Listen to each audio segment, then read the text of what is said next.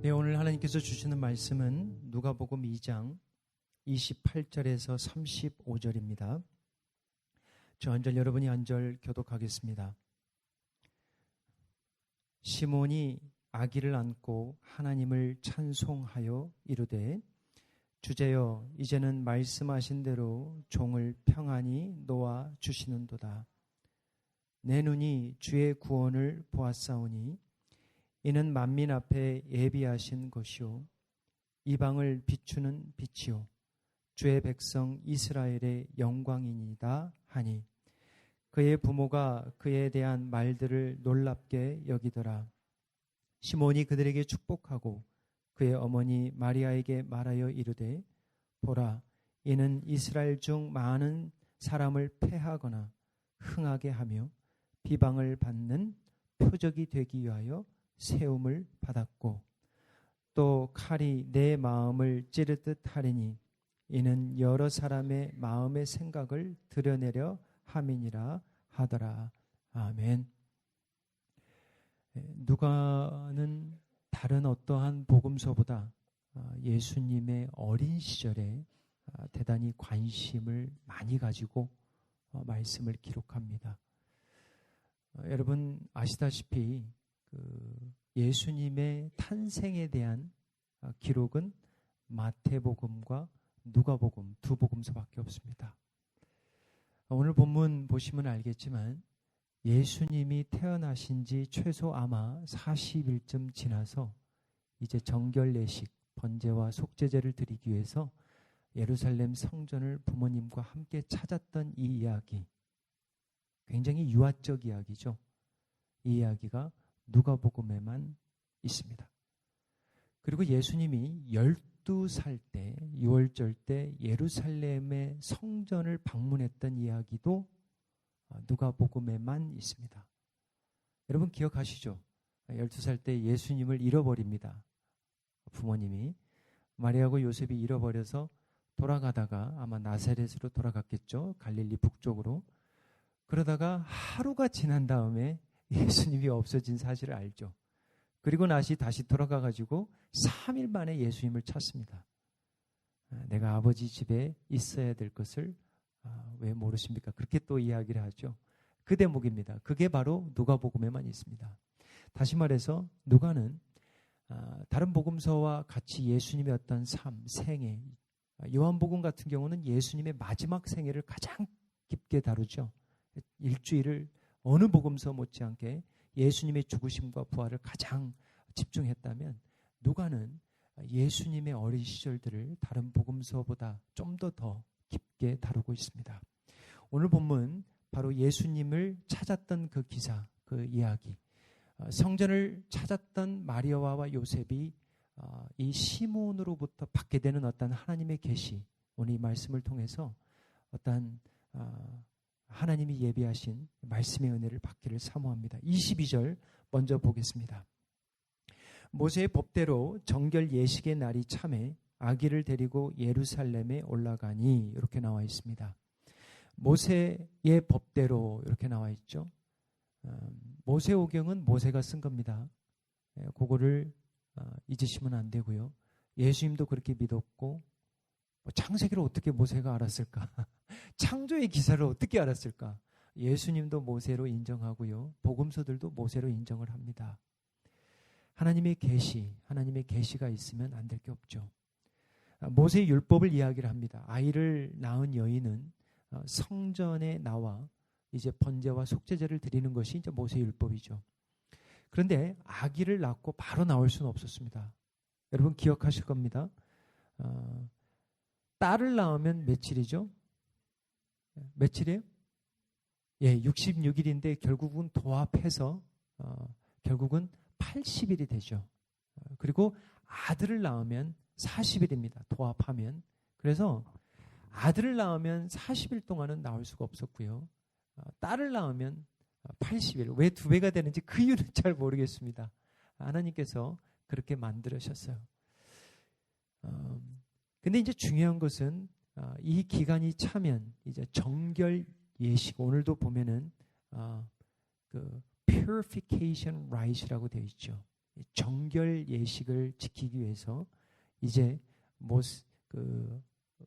예수님의 어머니, 아버지 요셉과 마리아가 어린 아기 예수를 데리고 이 정결 예식을 치르기 위해서 번제와 속죄제를 드리기 위해서 성전을 찾은 것이죠. 자, 23절, 24절 우리 한번 소리내어서 같이 읽어보겠습니다. 이는 주의 율법에는 쓴 바 첫 해에서 처음 난 자마다 주의 거룩한 자라 하리라 한 대로 아기를 죽게 드리고 또 주의 율법에 말씀하신 대로 산 비둘기 한 쌍이나 혹은 어린 집 비둘기로 제사하려 함이더라. 이제 아들인 이 첫 태생이죠. 아이들이 말이죠. 성경을 참 잘 알아요. 제가 이 본문 그대로 오늘 중고등부 아이들 말씀 전했거든요. 근데 제가 그런 질문을 해요. 왜 첫 태생을 하나님 앞에 드려야 되냐? 아이들이 알아요. 유월절 때문에요. 굉장하죠. 애들을 무시하면 안 됩니다. 성령이 임하면 진리를 알아요. 맞습니다. 유월절 때문이에요. 하나님의 은혜로 장자가 살고 하나님을 믿지 않는 그들에게는 심판이 임해서 첫 것들이 죽었던 그 사실, 그 이후로 이제 첫 것들은 하나님 앞에 드리죠. 둘째, 셋째, 우리 어떤 아이는 그래요. 저는 둘째, 셋째인데요. 첫째만 하나님의 것이 아니라 둘째, 셋째도 하나님의 것이다. 첫째를 하나님 앞에 드린다는 뜻은 생명은 하나님으로부터 온 것이다. 둘째, 셋째 너도 하나님의 것이야. 안심해도 돼.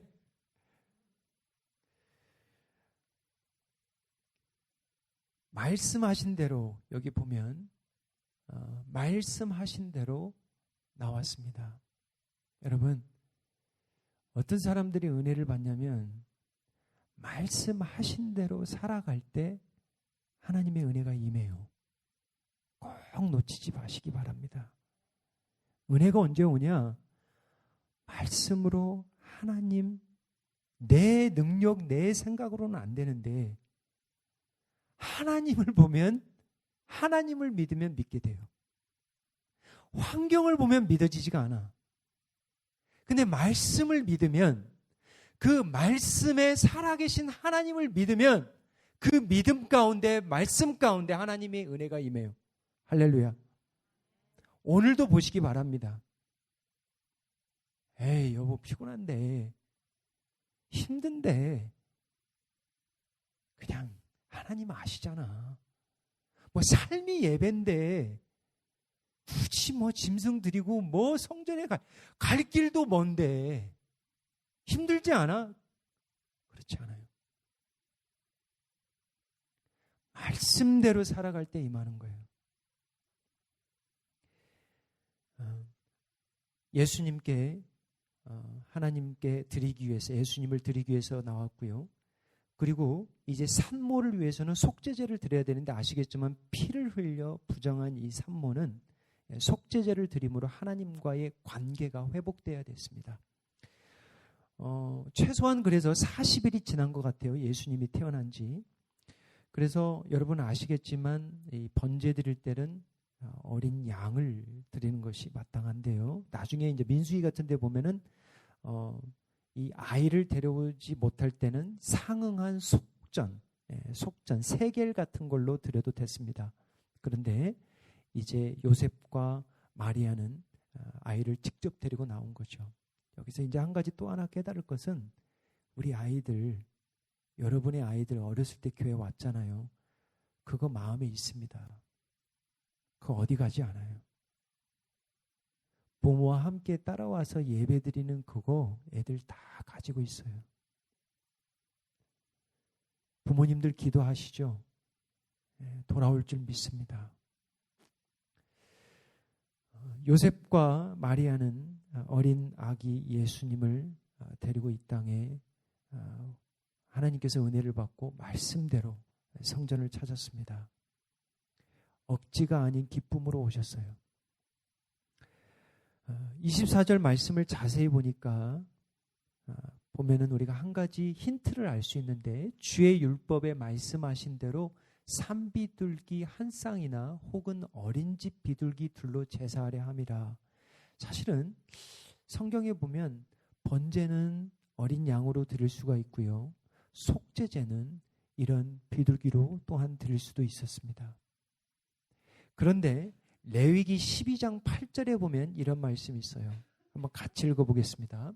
그 여인이 어린 양을 바치기에 힘이 미치지 못하면 산비둘기 2마리나 집비둘기 새끼 2마리를 가져다가 하나는 번제물로 하나는 속죄물로 삼을 것이요, 제사장은 그를 위하여 속죄할지니 그가 정결하리라. 근데 마리아와 요셉은 어린 양을 가져오지 못했습니다. 참 말씀을 준비하면서 그때그때마다 주시는 은혜가 있어요. 저는 여기에서 어떤 말씀이 참 은혜가 됐냐면 힘이 미치지 못하여. 이게 그렇게 은혜가 되더라고요.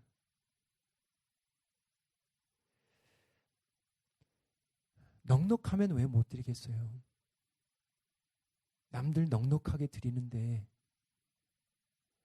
요셉과 마리아는 그렇게 넉넉하지 않은 것으로 보여요.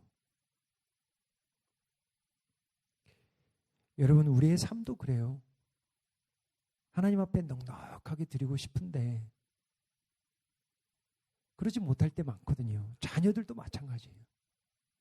넉넉한 부모 되어서 참 원하는 것 다 프로바이드 해주고 싶은 게 부모의 마음이에요. 근데 우리가 다 그렇지 못하거든요. 근데 한번 생각해 보세요. 하나님이 마리아와 요셉을 택하셨습니다. 예수님을 자라가는 한 가정을 택했는데 그리 넉넉한 가정은 아니었어요. 한번 생각해 볼 필요가 있어요. 근데 우리가 성경을 통해서 알 수 있는 것은 야고보에서 우리가 말씀을 배운 것처럼 하나님이 세상에서 가난한 자를 택하사 믿음으로 부유케 하신 거예요. 이들은 부유한 자로 살았습니다. 왜? 믿음 때문에. 비록 넉넉하지 못해서 어린 양은 하나님 앞에 드리지 못했지만 믿음으로 하나님의 말씀대로 사랑을 나누며 섬기며, 비록 목수의 아들로 가정에서 자라났지만 믿음만큼은 가난하지 않았다는 거예요. 우리 사랑하는 성도님 여러분, 우리 한 해를 잠시 돌아봅니다. 올해 어때? 좀 넉넉하셨습니까? 넉넉한 대로 우리가 감사해야 되고요. 우리가 힘이 미치지 못했습니다. 하나님, 올해는 좀 힘이 없었어요. 그래도 감사하십시오. 그래서 은혜가 있을 줄 믿습니다. 더 하나님을 붙들게 되거든요. 또 하나님이 갈 수 있는, 섬길 수 있는 길을 주십니다. 형편대로.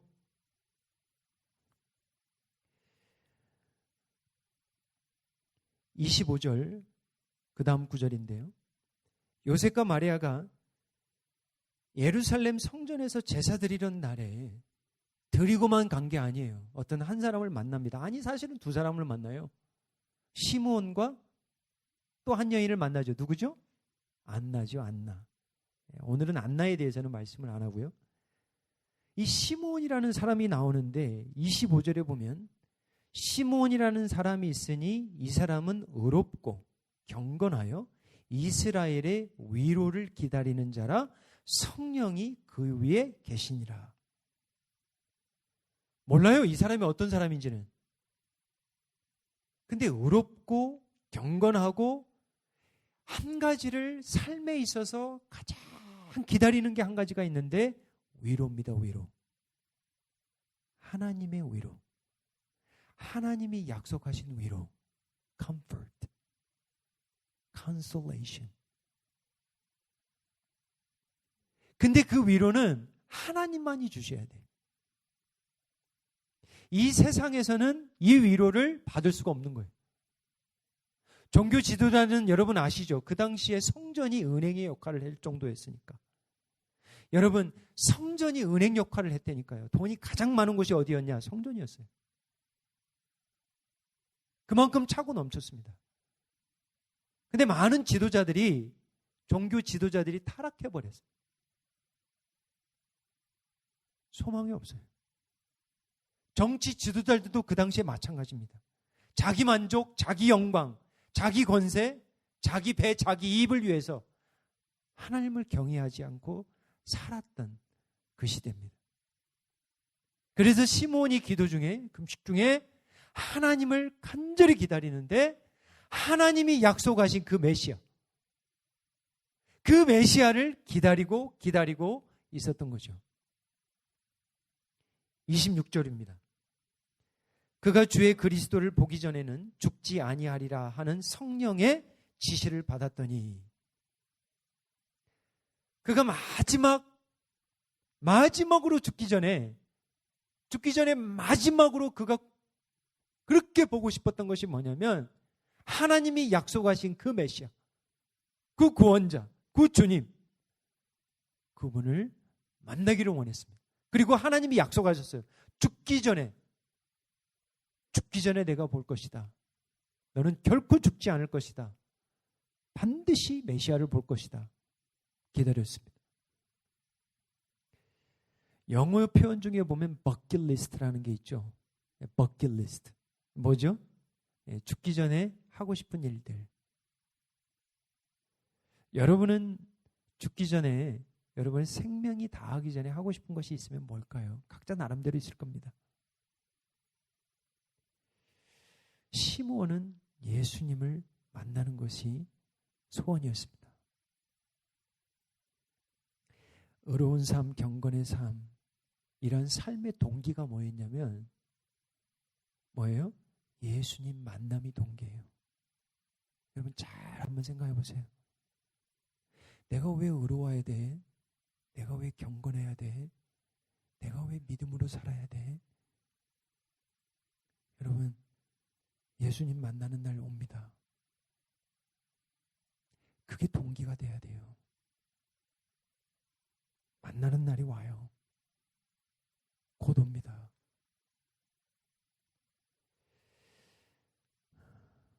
절대 헛되게 살 수가 없어요. 흥청망청 살 수가 없어요. 왜? 주님 만나야 되니까. 절대 흥청망청 살 수 없어요. 예수님 만남을 준비하는 믿음의 은혜를 간구합니다. 27절입니다. 성령의 감동으로 성전에 들어가매 마침, 참 좋아하는 한글 성경 구절이에요. 마침. 성령의 감동으로 시몬이 성전에 들어가매 마침 부모가 율법의 관례대로 행하고자 하여 아기 예수를 데리고 오는지라. 제가 그랬죠. 말씀을 지키며 살아갈 때 이 마침의 은혜가 와요. 더 옵니다. 마침 요셉과 마리아를 보게 된 거예요. 28절입니다. 오늘 주제절이죠. 같이 읽어보겠습니다. 시몬이 아기를 안고 하나님을 찬송하여 이르되. 제가 한번 질문 드릴게요. 아기 예수를 안고 찬송한 사람이 유일하게 성경에 한 사람 있습니다. 누굴까요? 시몬입니다. 여러분 놀랍죠? 어린 아기 예수를 안고 하나님을 찬양한 한 사람이 누구냐면 아마 연세 많이 드신 노인이셨을 거예요. 다름 아닌 시몬입니다. 또 다른 질문, 어떻게 예수님을 메시아로 알았을까요? 여러분, 성전에 있어 보시면 예루살렘 성전에 보면 얼마나 자주 오겠어요. 어린 아이들이. 그러잖아요. 어린 아이만 오겠어요? 좀 큰 아이도 올 것이고 얼마나 많이 오겠어요. 성전에, 예루살렘 성전에. 근데 어떻게, 그것도 쌓여 있을 것인데, 어린아이니까, 갓난아이니까 40일 정도 되었으니까 어떻게 알았냐? 답은 하나입니다. 성령 하나님이에요. 그게 답이에요. 그래서 진리 하나가 뭐냐면 성령 하나님 없이는 예수님을 메시아로 받아들일 수가 없습니다. 두 번째는 뭐냐면 성령을 통해서 믿는 자들은 예수님을 찬양하지 않을 수가 없습니다. 오늘 찬양 드리는데 너무 감사한 거예요. 빛이라는 말씀, 영광이라는 찬양이 너무 감사한 거예요. 오늘 말씀과도 일맥상통한 말씀이거든요. 나이든 시몬의 영혼이 흐려지지 않았어요. 예수님을 알아봤습니다. 이제 더 이상 환상이 아니에요.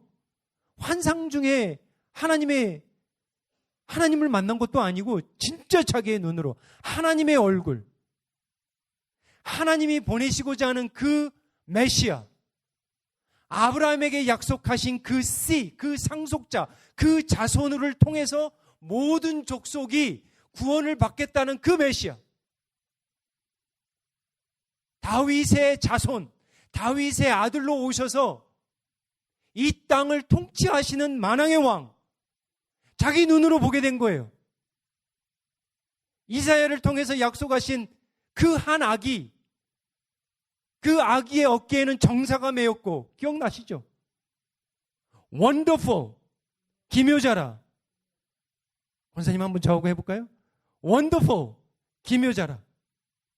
카운셀러, 모사라. 마이리가 전능하신 하나님이라.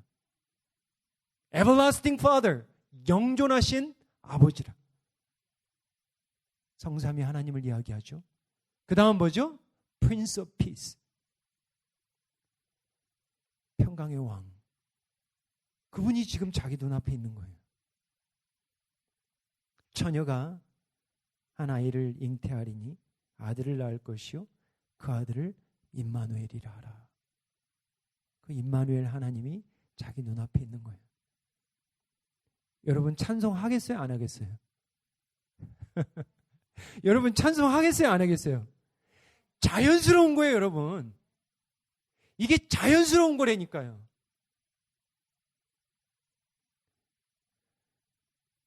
신학적인 걸 조금 말씀을 드릴게요. 누가복음은 찬양으로 시작해서 찬양으로 마칩니다. 자, 이게 무슨 얘기냐면 24장 53절에 가면 이게 누가복음의 가장 마지막 절입니다. 예수님이 부활 승천하시고 제자들이 그걸 보시고 그들이 한 가지 한 건 뭐냐면 뭐라고 나와요? 하나님을 찬송하니라. 그리고 끝이에요. 끝이 이렇게 끝납니다. 찬송으로 끝나요. 왜? 부활을 봤으니까. 근데 여기서 이제 좀 빨리 갈게요. 누가복음의 시작이 찬송이에요. 다 찬송입니다. 근데 마태나 마가나 요한은 이게 없어요. 근데 누가복음에만 이게 있어요. 한번 제가 몇 가지 들어볼게요. 누가복음 1장 42절, 세례 요한 어머니 엘리사벳이 뭐라고 그러냐면 큰 소리로 불러 이르되, 이게 찬양입니다. 마리아를 보면서 예수님이 지금 잉태해 있죠. 여자 중에 내가 복이 있으며 내 태중의 아이도 복이 있도다. 찬양이에요. 누가복음 1장 46절 47절, 이번에는 마리아가 찬양합니다. 내 영혼이 주를 찬양하며 내 마음이 하나님 내 구주를 기뻐하였으면. 찬양이에요. 비천한 나에게 하나님의 임하가 임했음을, 하나님을 찬양해요. 누가복음 1장 67절입니다. 이번에는 세례 요한의 부친이죠. 사가랴가 찬양합니다. 찬송하리로다 주 이스라엘의 하나님이여 그 백성을 돌보사 속량하시고 구원을 베푸시는 하나님을 찬양하는 거예요. 이번에 이제 사람들의 찬양이 안 나와요. 2장 13절 가보십시오. 천사들이 찬양합니다. 누가복음에만 나와요.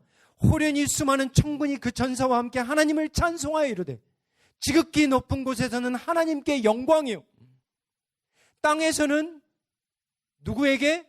하나님이 기뻐하시는 사람들 중에 평안하다. 이 평안은 어디 있어요? 하나님이 기뻐하시는 사람들 중에. 모든 사람이 이 평화 못 누려요.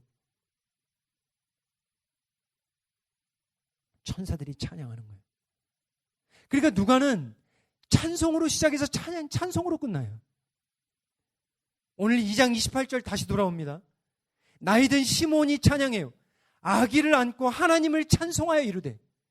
메시지가 뭐예요? 예수님이 찬양의 이유라는 거예요. 왜죠? 구원을 베푸시기 때문에. 우리를 속량하시기 때문에. 하나님의 약속이 성취됐기 때문에.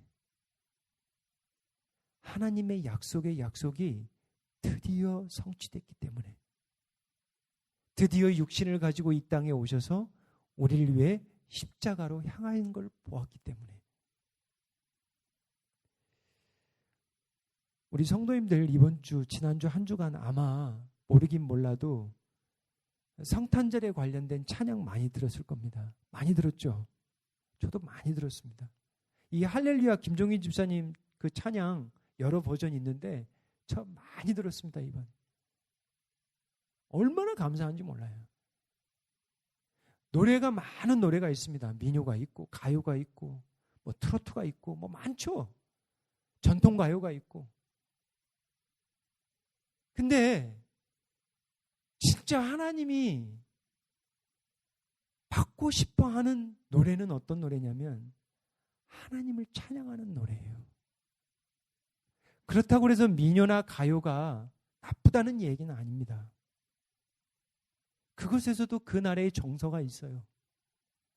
역사가 있습니다. 아픔이 있어요. 위로가 있습니다. 근데 가장 하나님이 받고 싶어하는 것은 노래는 뭐냐면 하나님을 찬양하는 거예요.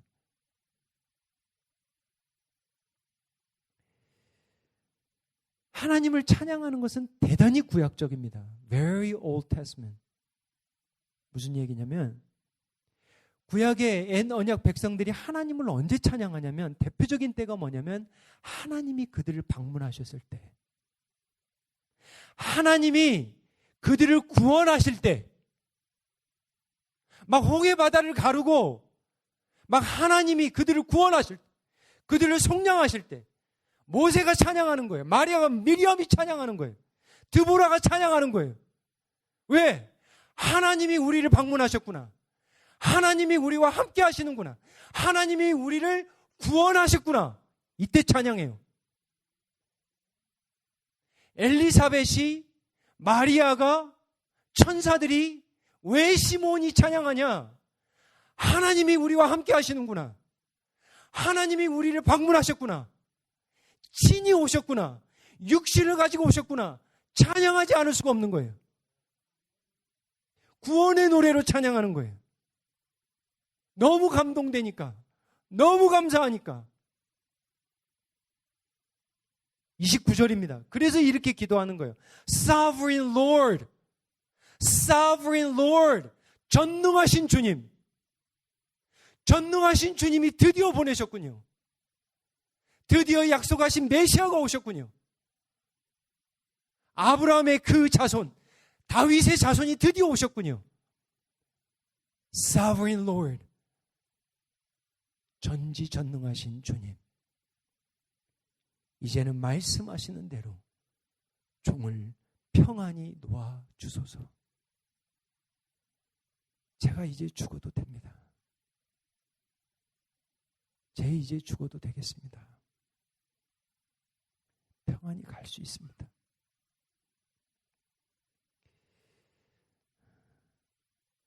시몬에게 있어서 예수님은 만족이고 평안이고 위로고 기쁨이었습니다. 30절 32절이죠. 우리가 한번 같이 읽어보겠습니다. 내 눈이 주의 구원을 보았사오니 이는 만민 앞에 예비하신 것이요 이방을 비추는 빛이요 주의 백성 이스라엘의 영광이니이다. 예수님은 빛이십니다. 예수님은 영광입니다. 예수님은 구원입니다. 그렇게 찬양하는 거예요. 근데 이것은 은혜를 아는 자들만이 입술을 통해서 찬양을 합니다.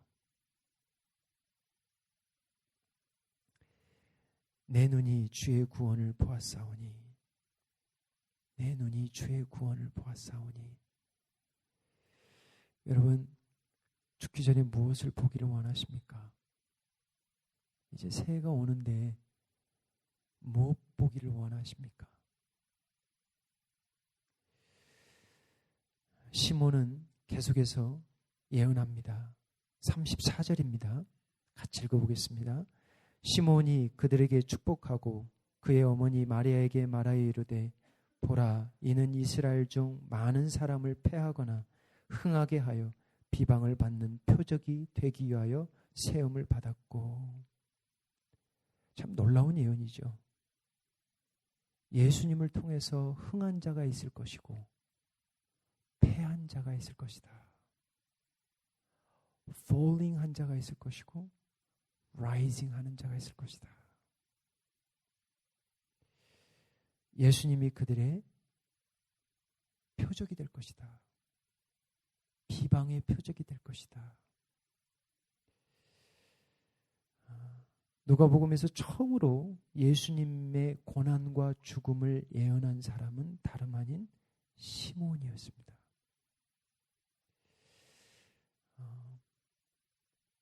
성육신은 십자가의 시작입니다. 시몬은 그걸 봤어요. 35절입니다. 마지막 절이죠. 같이 읽어보겠습니다. 또 칼이 내 마음을 찌르듯 하리니 이는 여러 사람의 마음의 생각을 드러내려 함이니라 하더라. 예수님의 십자가의 찔림으로 수많은 영혼들을 찌를 것이라는 예언입니다. 보혈의 칼이, 성령의 검이, 말씀이 우리의 영혼, 우리의 마음을 찌르겠다라는 말씀이에요. 말씀을 맺습니다. 두 가지 은혜를 간구합니다. 한 해를 마무리하고 새해를 준비하면서 두 가지 은혜를 간구합니다. 첫 번째는 찬양의 사람이 되기를 원합니다. 찬양의 사람이 되기를 원합니다. 예수님을 안으면 찬양할 수 있습니다. 이게 무슨 말인지 아시는 분들은 아실 거예요. 두 번째, 우리의 영혼이 찔림 당하는 은혜를 간구합니다. 여러분, 여러분의 마음과 영혼이 찔려야 흥합니다. 무엇으로 찌르겠습니까? 우리의 영혼이 말씀으로, 십자가로 찔려야, 보혈로 찔려야 우리의 속에 있는 것들이 토해집니다. 다른 것들로는 안 돼요. 여러분이 새해에 살 수 있는 것은 결국은 예수의 보혈입니다. 십자가예요. 영혼의 찔림의 은혜를 간구합니다. 그리하여 하나님을, 주님을 찬양하는 은혜를 간구합니다. 기도하겠습니다. 아버지 하나님, 시몬은 고백하였습니다. 당신의 종을 이제 평안히 놓아주소서. 아기 예수님을 본 것만으로도 시몬은 행복했고 감사했고 기뻐했습니다. 이제는 죽어도 좋다 했습니다. 아버지, 우리는 무엇을 보기를 원하며 살아가는지요? 무엇을 praise, 찬양하며 살아가는지요? 무엇에 찔림받기를 원하는지요? 그리스도의 십자가까지 본 우리들이, 부활과 승천까지 본 우리들이 이제 전보다 더욱더 주님 영광 위에 살아가는 은혜를 허락하여 주옵소서. 우리 가정과 이웃에 이 예수님의 복된 소식을 모르는 자들이 있습니까? 방황하는 자들이 있습니까? 전하는 복된 자들이 되게 하여 주시옵소서. 각 가정의 구원의 은총을 더하여 주시옵소서. 예수님의 이름으로 기도하옵나이다. 아멘.